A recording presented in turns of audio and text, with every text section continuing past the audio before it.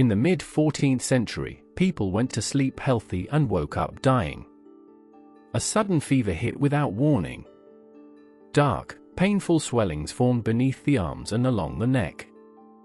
Within days, sometimes hours, entire families vanished. Church bells rang so constantly that cities stopped counting the dead. Graveyards spilled over. Streets went quiet. And across Europe, one terrifying question echoed. Was this the end of the world? What no one understood was that they were living through the deadliest pandemic in recorded human history. It would wipe out up to half of Europe's population and permanently reshape civilization. This was the Black Death, and once it started, there was no escape. To grasp the scale of the destruction, we have to understand what came before it. The early 14th century wasn't an age of decay, as it's often portrayed. It was the peak of the High Middle Ages, a time of stability, booming populations, and deep interconnectedness not seen since Rome. Thanks to a warm climatic phase known as the medieval warm period, harvests had been abundant for generations. Europe's population had nearly doubled in just 2 centuries. Cities burst beyond their ancient Roman walls. Paris, Florence, Venice, and London were crowded, noisy, chaotic centers of life. Gothic cathedrals rose skyward, symbols of a society that felt closer to God and more advanced than anything before it. Most importantly, the world was connected. A merchant in Venice could buy silk that had crossed all of Asia, moving through trade routes protected by the Mongol Empire, the Pax Mongolica. This vast medieval network moved spices, gold, ideas, and technology across continents faster than ever before. It was a busy, confident, optimistic world. But that connectivity came at a cost. The same ships and caravans that carried wealth were about to deliver catastrophe. The infrastructure for a global disaster was already in place. This seemingly strong society was about to face an enemy it couldn't see, understand, or fight. The origin of the apocalypse lay thousands of miles from Europe, in the windswept steppes of Central Asia, likely modern-day Kyrgyzstan or northern China. It was a land of extremes, endless grasslands, brutal winters, and scorching summers. Here lived an ancient biological killer that had existed for millennia, Yersinia pestis. This highly efficient bacterium thrived among burrowing rodents like marmots and ground squirrels. For centuries, it remained in balance with its hosts, far from dense human populations. That balance collapsed in the 1330s. Climate shifts, possibly severe droughts followed by heavy rains, destroyed food sources and destabilized rodent populations. Driven by hunger, infected animals moved closer to human settlements, bringing flea carriers with them. The jump from animal to human happened at trading outposts along the Silk Road. The first victims had no idea what was happening. They suffered sudden fevers, vomiting, and agonizing swollen lymph nodes, the buboes that gave the disease its name. Information traveled slowly in the medieval world, but fear traveled fast. By the early 1340s, fragmented rumors reached Mediterranean ports. Merchants told stories of entire regions in the east collapsing, of fire, disease, and depopulation stretching from India to Mesopotamia. Europeans listened with horror but also distance. These disasters felt far away, happening in strange lands, perhaps as punishment for foreign beliefs. They had no understanding of germs. They didn't realize that the spices flavoring their meals were traveling the same roads as their executioner.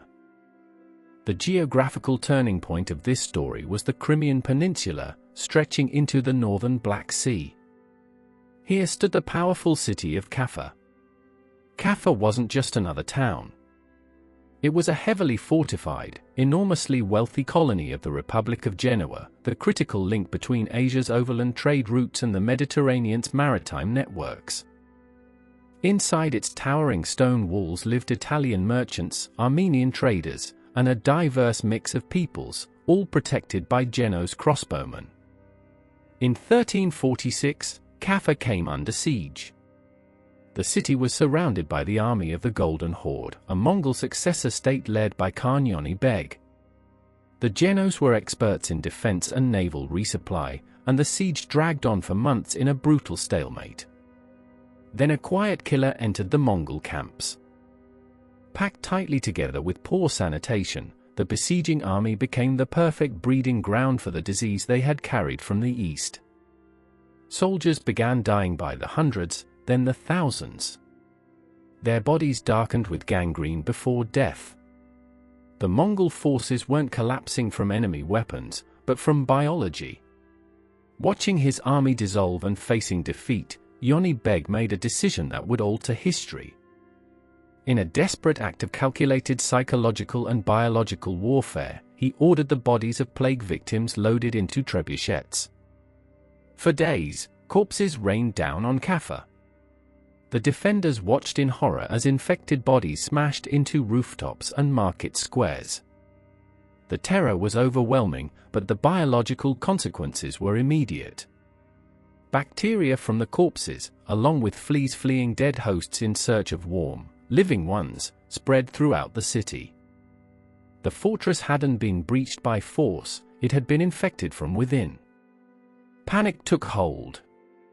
Realizing Kaffa was lost, Genos merchants turned to their greatest advantage, the sea.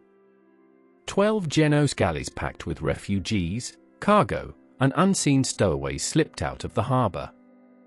They sailed past the dying Mongol camps, through the Bosphorus, by Constantinople, soon to be devastated itself, and into the Mediterranean. This sea was Europe's economic engine, a fast-moving web of trade. And now, it became a highway for death. The fleeing ships docked at major ports to resupply, unknowingly planting the disease at every stop.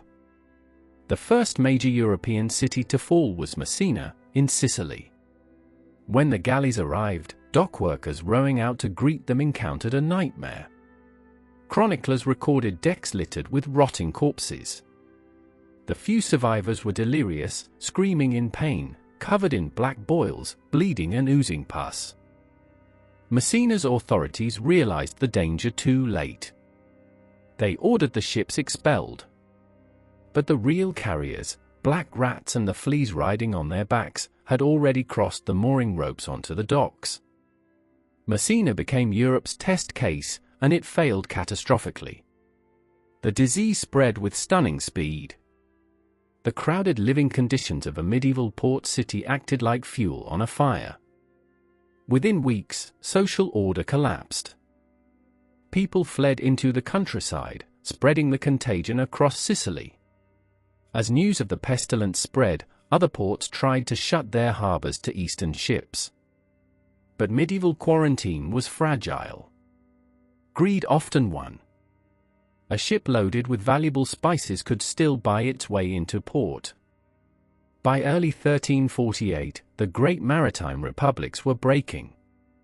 Genoa, the home port of the fleeing ships, was ravaged. Venice, the queen of the Adriatic, faced an existential crisis. Pragmatic as ever, the Venetians introduced a radical idea, the lazaretto.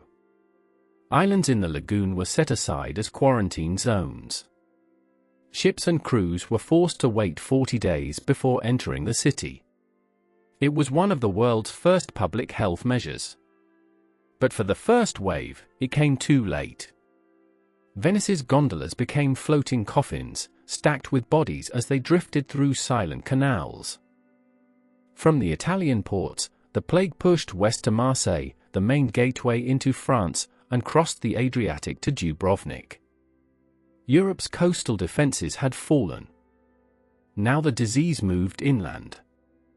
Following river barges and rumbling along ancient Roman roads, the plague entered the dense core of medieval Europe. Cities like Paris, Florence, London, and Barcelona were cramped worlds of twisting alleys, towering timber houses that blocked out sunlight, and open sores flowing down the streets. They were wealthy, vibrant centers of life. Hygienically, they were disasters waiting to ignite. When the plague reached a major city, it didn't just kill people, it killed the city itself. The urban organism collapsed. To understand the horror, we have to remember this happened without modern science. The greatest medical minds of the 14th century, including doctors from the University of Paris, were completely lost. They didn't believe in germs. They relied on ancient theories of humors and miasma, poisoned air. Many blamed the heavens. A rare planetary alignment of Saturn, Jupiter, and Mars in 1345 was thought to have released toxic vapors from the Earth. Doctors warned people not to bathe, fearing open pores would absorb the corrupted air. They burned juniper and rosemary at street corners to fight the stench of death.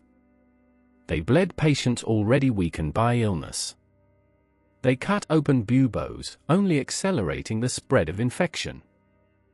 Every attempted cure made things worse. And the realization that knowledge itself had failed triggered a deep psychological collapse. The Italian writer Giovanni Boccaccio, who witnessed Florence lose as much as 60% of its population, left haunting accounts of social breakdown. Fear of contagion shattered the most basic human bonds. Fathers abandoned sons. Wives left husbands to die alone. The sick were sealed inside their homes. The machinery of medieval life ground to a halt. Laws went unenforced because magistrates were dead. Courts closed. Bakeries stopped baking. The sounds of city life, shouting merchants, clattering carts, construction, vanished. What remained was silence. Heavy. Suffocating. Broken only by the constant ringing of church bells, until the bell ringers died, or authorities silenced them to stop the panic. Bodies piled up faster than they could be buried. Churchyards overflowed. Mass graves were dug, long trenches where corpses were stacked layer upon layer, likely covered with soil. In the medieval mind, there was no separation between the physical and the spiritual. A catastrophe of this scale could only mean one thing: divine punishment. God was punishing humanity for its sins, greed, pride, corruption. The Church, the foundation of medieval life, faced an impossible test. People flooded cathedrals, praying for salvation. They marched in massive processions that only helped spread the pneumonic form of the plague even faster. When prayers failed, and priests died as readily as sinners, desperation turned extreme. A radical movement swept through northern Europe, the flagellants. Bands of hundreds of men in identical robes marched from town to town. Twice a day, in public squares, they stripped to the waist and whipped themselves with leather scourges tipped with iron spikes. Blood spilled in open displays of penance as they tried to absorb the sins of the world and appease God's wrath. They were terrifying to behold. And they carried hysteria with them wherever they went. As death continued to mount, the search for someone to blame took a darker turn. If God was silent, perhaps the devil was at work. A brutal conspiracy theory spread, especially in the Holy Roman Empire and parts of Spain, that Jewish communities were poisoning wells to destroy Christendom. Despite condemnations from Pope Clement VI, who pointed out that Jews were dying just as quickly as Christians, fear overwhelmed reason. Centuries of anti-Semitism collided with panic and grief. Pogroms erupted. Entire Jewish communities in cities like Strasbourg, Mainz, and Cologne were rounded up and burned alive in homes and town squares.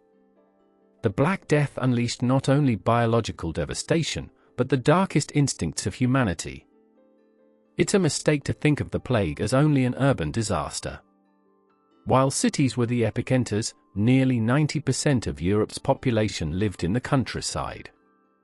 The plague reached them too, carried by refugees fleeing cities and wandering traders. In rural areas, the destruction came more slowly. But its long-term impact was even deeper.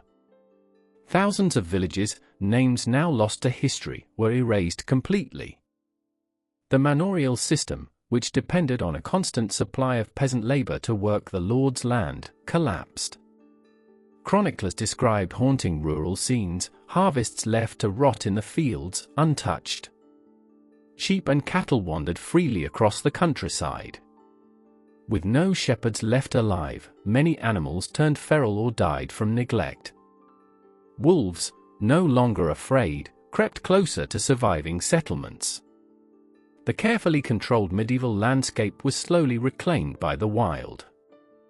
By 1350, the plague had reached the northern edges of Europe, Scotland, Scandinavia, and even the remote settlements of Greenland. There, it delivered the final blow to the Norse colonies. The disease had burned across the continent, from the warm Mediterranean to the frozen north. By 1351, the first catastrophic wave of the Black Death began to fade. The bacterium had simply exhausted its supply of easy victims. As the fog lifted, Europe stood revealed, irreversibly changed. The true death toll will never be known. Modern historians estimate that between 75 and 200 million people died across Eurasia and North Africa. In Europe alone, up to half the population may have perished in less than 5 years. Survivors stepped into a world that looked familiar, yet felt completely different. The immediate aftermath brought economic chaos and runaway inflation. Then something unexpected happened. With so many dead, labor became scarce. For the first time in generations, peasants held leverage. Desperate landowners were forced to offer higher wages and better conditions. The rigid structure of serfdom began to fracture, and in many regions, it eventually collapsed. A new era for the laborer was born from the ashes. But the psychological wounds ran deep. Art became fixated on death. The danse macabre, the dance of death, spread across Europe, depicting skeletons leading kings, popes, and peasants alike to the grave. The message was unmistakable: death spared no one. The Black Death was the greatest trauma Western civilization ever endured. It shattered the confidence of the High Middle Ages and exposed how fragile human systems were in the face of nature. The world that rebuilt itself was more skeptical, more adaptive, and less naive. In the end, the devastation we've traced cleared the ground for the slow, painful rise of the modern world. For centuries, the Black Death was treated as a distant medieval nightmare. But empty streets, locked homes, fear of the air itself. Does that really feel like ancient history, or uncomfortably familiar? The plague was a test of civilization. And history has a habit of repeating its tests. This is dark history. The past isn't dead, it's waiting. I'll see you in the next era.